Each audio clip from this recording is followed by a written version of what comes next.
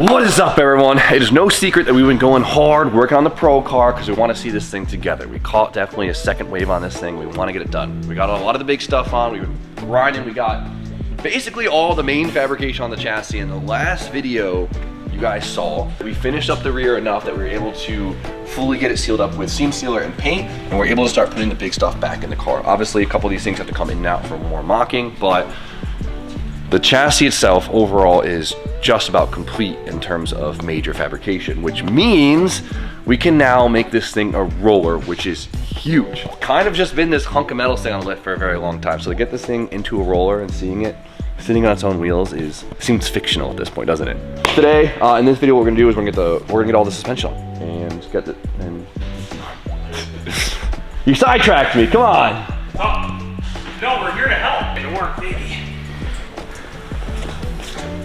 So, what are you doing here? Dude, I don't know, man. I'm just trying to tune a car. You know what I mean? You still breaking stuff? yeah. Just What are you doing? Building stuff. dyno ready. You know what I mean? That's what he said when he came here too. We were on the dyno for 13 hours. Here we go. Oh wait, that's not it? No. What was that? What was I about to steal? I hope this Oh, I one's thought that said 02. I thought this said 02. Whatever. These are probably bad on his car too. We'll probably be back for these in a little bit. Good luck, guys. Thanks, Bye. Jim. Make a bunch of power. Thanks. Love you. We're getting the suspension in the car. Huge win. Let's get to it. We're gonna start with the easy part, which is the rear, because it's basically fully assembled. So what we have here, guys, if you don't remember, is we have a standard S14 subframe that was taken, cut up, and modified to fit this insanely ridiculous differential. This is a Bulldog quick change, which allows us to not only have something that can handle an insane amount of power and an insane amount of abuse, but we're able to pop this cover off in just a few seconds and change our gear ratio on the fly, which is huge. You guys have heard me complain about gear ratios at certain tracks over and over again. So to be able to change your gear ratio in just a few moments is huge in the sport. So Bulldog diff. This is then attached to S14 subframe that was heavily modified by MA Motorsports here in the Northeast. Incredible guys, very talented. They took it, they reinforced it, they made it stout, strong, able to handle all of this and fit this. And then attached to that, we have our WiseFab Complete Reel, which is adjustable in any type of form you can imagine. I feel like we're just bolting a single rear end in, but there is so much work and money that had to be spent just to get to this point. It's gonna feel good just seeing it attached to the car. So let's get it in.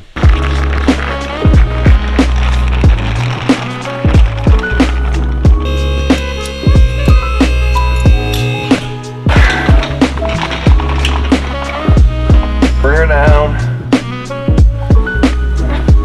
Go down slowly. Yeah. Is the front lined up? Because I can only see the rear. All right, it's lined up with the studs. Let's yam her into place. Going. Might have to give her a hot. It's a tight fit. Jack the rear up now, I think.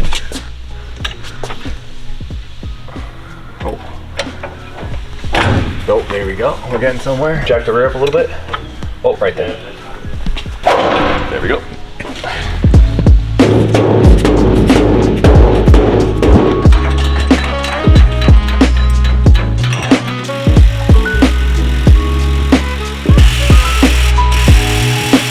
It almost feels unfair how easy this all went in, right? Theoretically, should be balanced now. Should have enough weight in her to hold it on the lift. I think we're good. Yeah, she's sturdy down. Now the blue's on, we really need to get rid of all the red. It's like, WiseFab, I love you, but I wish you sold different colors. I hate the color blue so much. What happened to me as a kid? I just hate the color blue. I'm the same. Yeah, you the same way? But it's like such an iconic look that I'm like, okay, cool. You know what I mean? They get a pass. They get a pass. So the rear is on and mocked up, and now it's time for the front. The front has tension rod brackets, which is the caster arm brackets, and so we reinforced them because factory they're a little flimsy. So we welded this plate in right here. We had Johnny make this. Yeah, so we had Johnny plasma this on this table, and then we just welded a bar in. So if you guys have ever seen a Nismo power brace, Nissan sells they used to a power brace, which is you can buy that basically same exact thing from factory. It's cool. You can still buy them, but I think they put them on the Heritage program and just raise the price by 5 times. Sucks.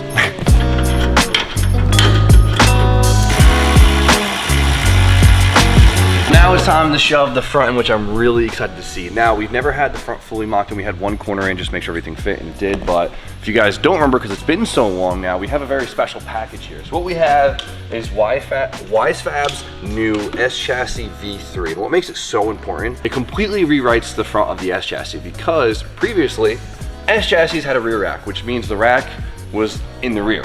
Not in the rear of the car, but in the rear of the subframe. So the rack usually fits here. Now with the V3, it actually moves the rack to the front, like a BMW. Dun, dun, dun. What has superior steering? The BMW. You could argue that. But obviously there's a plethora of information on why it makes it so much better, but one of the biggest reasons is, well, the way the tie rod engages. So before, with this being in the rear, the highest load points of the steering, the tie rod actually used to have to push the knuckle, right? So this would get pushed and compress everything out. Now at the highest, we'll say the highest load point of steering, the tie rod now does a pulling action instead of pushing. Now, if you think of it from just simplistic terms, think about having, we'll think of a skinnier bar, right? Compression force has way more movement and give than it does on pulling force. Think about it like pushing cars versus pulling cars. So much easier to pull a car, isn't it? With this corrects a lot of issues, and we're able to kind of rewrite the package here. And essentially everyone I know who switched to the V3 has been obsessed. The amount of people who have been like, dude, you have no idea how good this feels. Well, I had to partake. And one of the best things about it, we talked about this a bunch, is the fact with the front rack, we are actually able to run a rear sump JZ oil pan versus running a front sump. The front sump pans are known to slosh, and obviously if you have oil slosh, you can have oil starvation in your engine, you can hurt your hardware. But the rear sump pans have proven to, well, not really have an oil slosh issue. So you're able to utilize a factory pan instead of us having to go dry sump, which not only complicates things, but it's extremely expensive. We saved ourselves basically 5 to 7 grand by staying with a factory oil pan, which is nuts. A double win-win all around, so very excited to try it. Now, the only downside of everything being adjustable is we have a lot of adjusting to do. So we're gonna get this thing just mocked in there for now and adjust it on the car.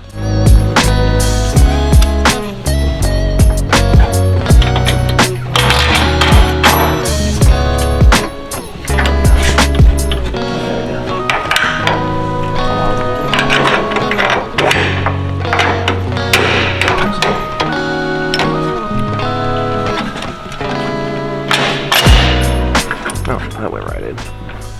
Spoon, got that bolt? I didn't take it. I didn't take it. Austin, you take that bolt? Nope. They're just up there. Yeah, they were both up there. Pockets. Is your Pockets. pocket? No, I'm not wearing a hoodie. You know how useless I feel without a hoodie pocket? I keep doing the same thing. I keep doing this. Still. Who's got the drop? We got a couple left. Hot push up. Yeah, we really are on the fucking. we be wearing matching shirts too often. Where'd it go? Is this it? Yeah, it fell down.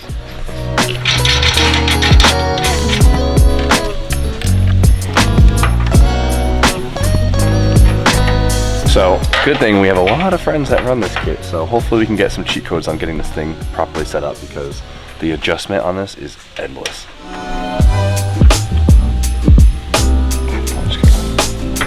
All fresh times are a little snug. 5 minutes, 5-minute rule. Got back on track. We're getting lapped. Oh no, I cross-threaded it. All right, now we got our tie rod conversion here.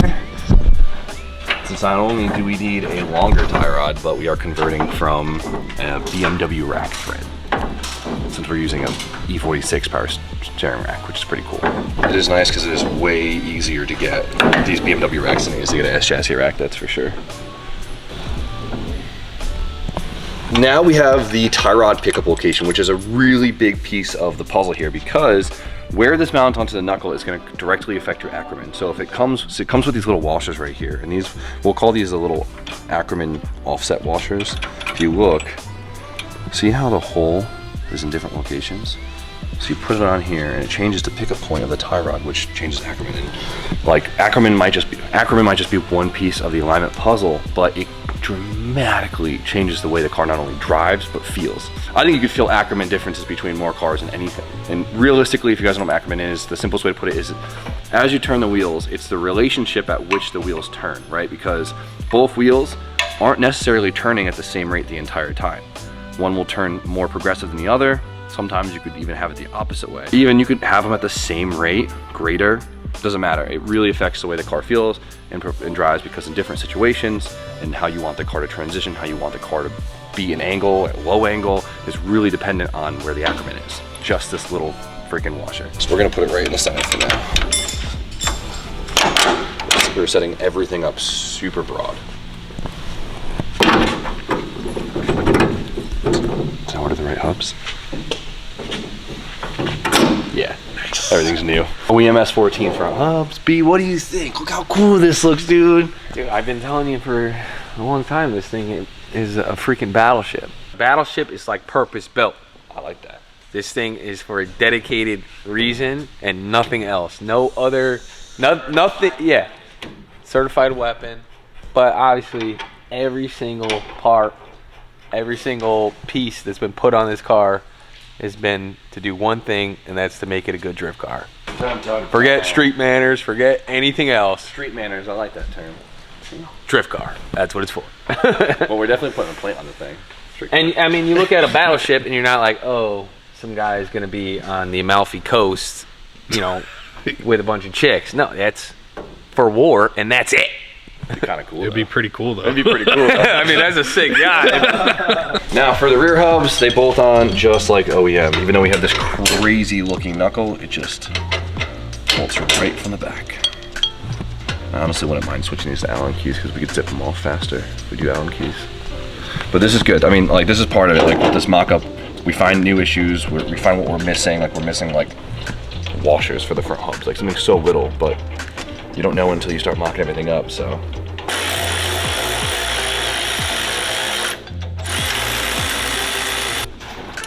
Just like assembling an OEM car, just crazier shapes. Shove it up in there.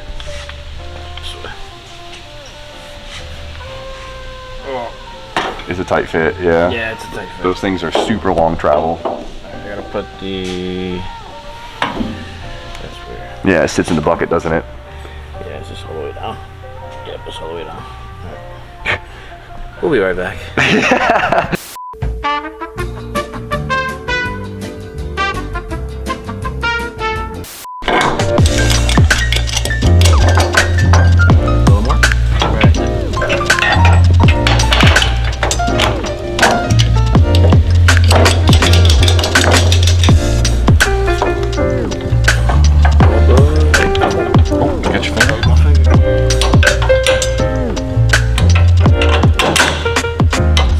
Suspension is officially in. It's all snugged up. It's all set in a neutral position. I have to give the honorable mention to our custom VC two-way coilovers here. Not only do we have adjustable dampening, but we also have adjustable rebound, which is awesome. We can really fine-tune these things. And these, of course, are custom built to this entire package. Luckily, we are doing a pretty common recipe, so these things are really figured out.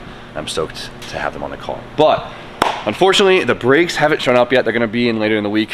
I neglect that shipping is a little behind because of the holidays and stuff, but we are dying to see this thing on the ground. Right. So we're gonna bolt the wheels on anyways with some spacers and see what it looks like. Nothing like a 265 in the front. That's sick.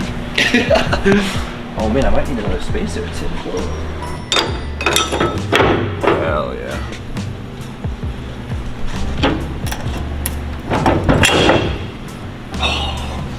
The track width on this is ridiculous. I think it's like 3-inch extended lowers over factory length.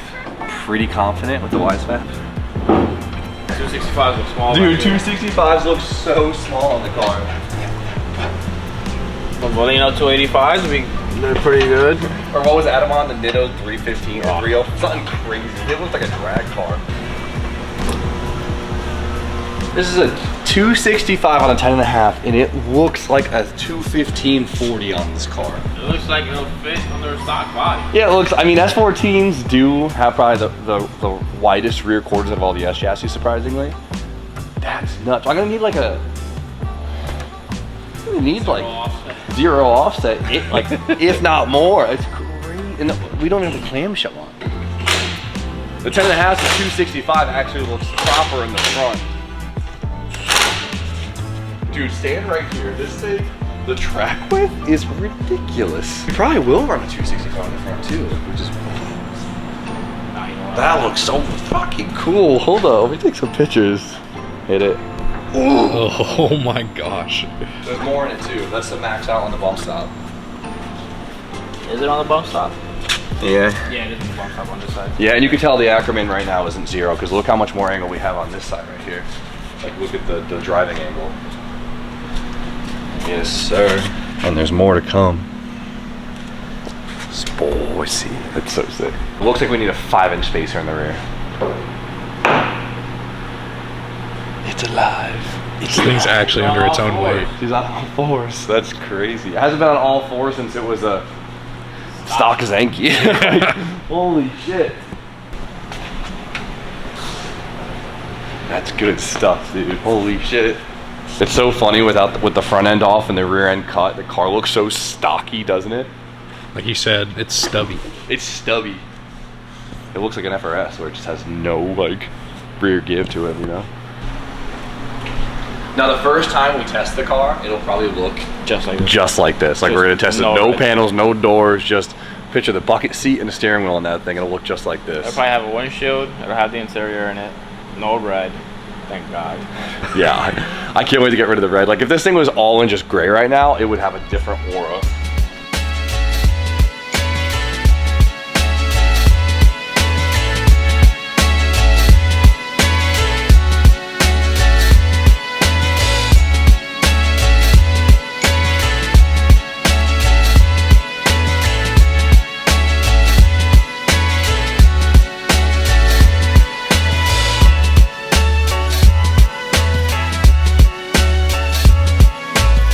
Boys, car is on the ground. It's a roller. We've been oohing on about it for hours. I've taken a lot of videos and a lot of pictures because I'm stoked.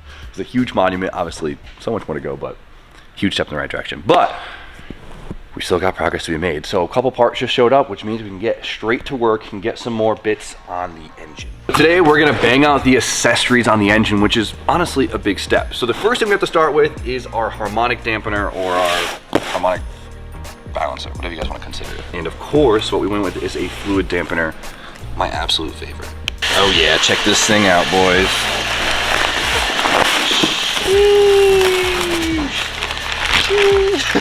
Step one. I love how simplistic these things look.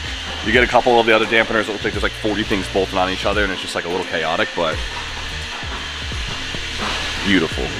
Let me give you my little spiel on this thing, not to try and sell the product, but honestly to give you some enlightenment about how important this step of the process is, because it's definitely something I overlooked for a long time. So, crank pulley, harmonic balancer, damper, whatever you guys want to consider it, this thing is super critical. On any engine it's important, but engines that we're souping up and pushing to the limits, and especially something like this where it's high performance in every aspect. Now the harmonic vibrations, you consider it, that happen to the drive shaft it's brutal. That's the best way to put it, right? So you take a stock crank pulley, which main goal is for comfort of the drivability of the car, especially at these lower power levels, not to the level that we're putting them. They can't handle the conditions that we're putting these things in.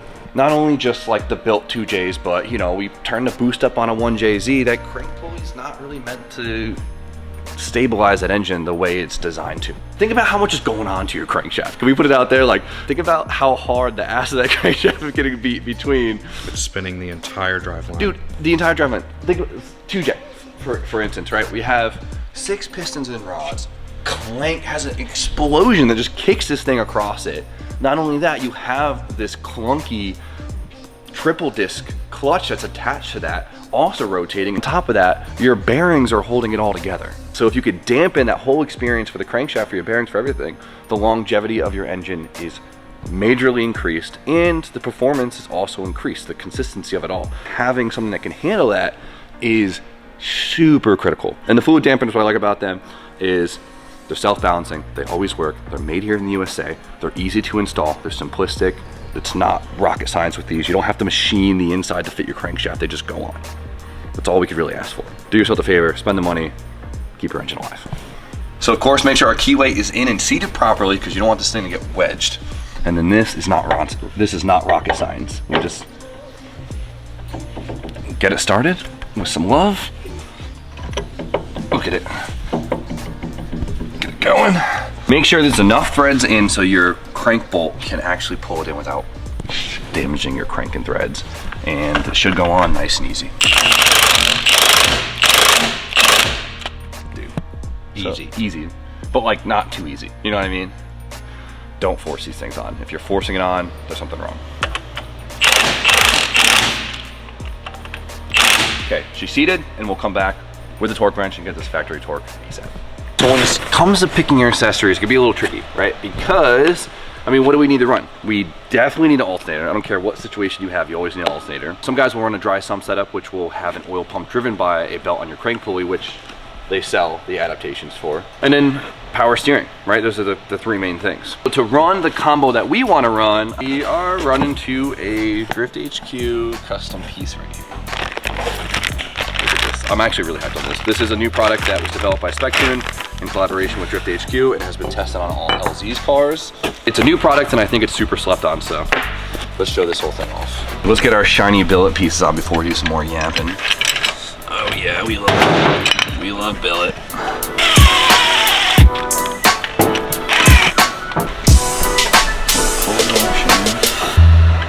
We're gonna slap our OEM tensioner in, which is probably the only not brand new part on this engine. A little bit of spray paint, you'll never know.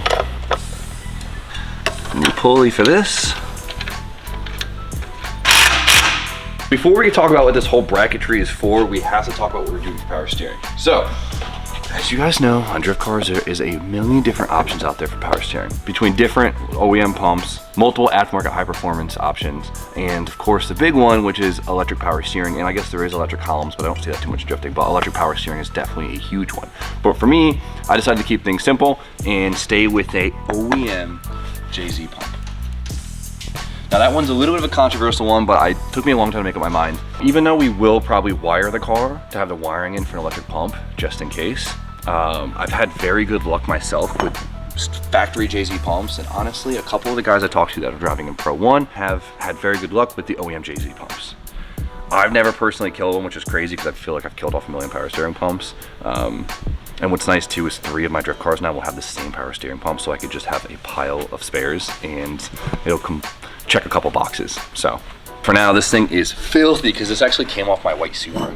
You were around for that. I wasn't around for that one. Yeah, I found this in a bin. This was from the white Supra. So she lives on. Let's get it clean and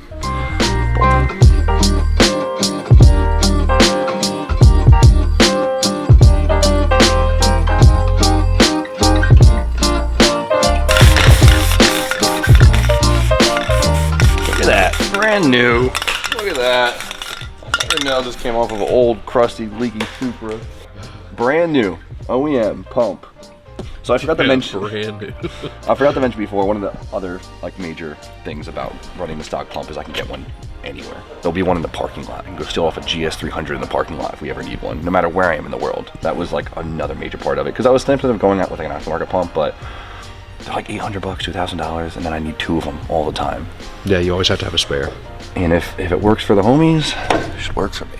And now the big point of this big shiny billet bracket, and that is to mount the alternator on the driver's side or the left side of the car. As you can tell on our water pump delete that we have here, there's a bracket right here for the alternator, like factory, because factory they are on this side. But the big point of putting it on this side is we get way more belt engagement on our pulleys.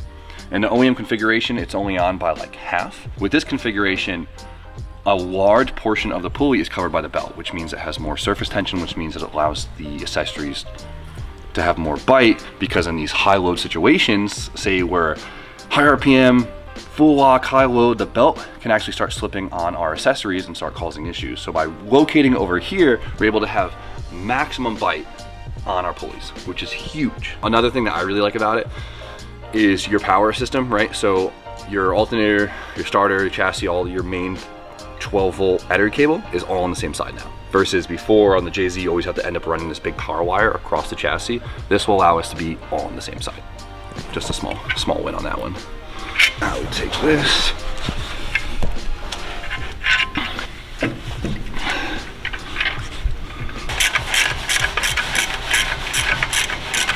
So if you think about the engagement of the belt, right, it's gonna be wrapped all the way around here and then wrapped all the way around the pulley here. And then same with the crank pulley. Not bad.